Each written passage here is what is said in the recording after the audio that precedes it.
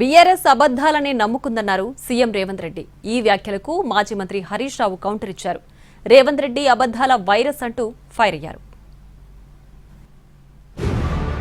నిజం గడప దాటే లోపలనే అబద్ధం ఊరంతా తిరిగి వస్తుంది అంటారు కదా, దాన్ని చంద్రశేఖరరావు వాళ్ళ అల్లుడు హరీష్ రావు గారు బాగా నమ్ముతారు. ఎందుకంటే వాళ్ళ లైఫ్ సక్సెస్ మొత్తం అబద్ధాల మీదనే ఉంది. ఫ్యామిలీ ఫ్యామిలీ ఫ్యామిలీ ప్యాకేజ్ కింద అబద్ధాలు చెప్పి బ్రతకడం బాగా నేర్చుకున్నారు. వాళ్ళ ట్రైనింగే అట్లుంది, స్కూలే అట్లుంది, సిలబసే అట్లుంది. ఓన్లీ అబద్ధాలే చెప్పాలి మనం అని. నిజం చెప్తే విక్రమార్కుడు ఏదో ఉంటుంది కదా, నిజం చెప్తే మీ తల వేవు ముక్కలైపోతుంది అన్నట్టు. నిజం చెప్పితే వాళ్ళు చచ్చిపోతారని వాళ్ళకి ఏదో శాపం ఉన్నట్టుంది. అన్ని అబద్ధాలే. అబద్ధాల వైరస్ ఈ రేవంత్ రెడ్డి. సరే, ఈ అబద్ధాలను ఎవడన్నా తట్టుకొని నిలబెట్టగలిగే శక్తి ఎవరికి ఉందంటే అదొక బీఆర్ఎస్కే ఉంది. ఎందుకంటే ఈ అబద్ధాల వైరస్కు విరుగుడు బీఆర్ఎస్ అనే టీకా. బీఆర్ఎస్ అనే టీకానే రేవంత్ రెడ్డి అబద్ధాలను చీల్చి చెండాడుతుంది, రేవంత్ రెడ్డిని ముద్దాయిగా నిలబెడుతుంది.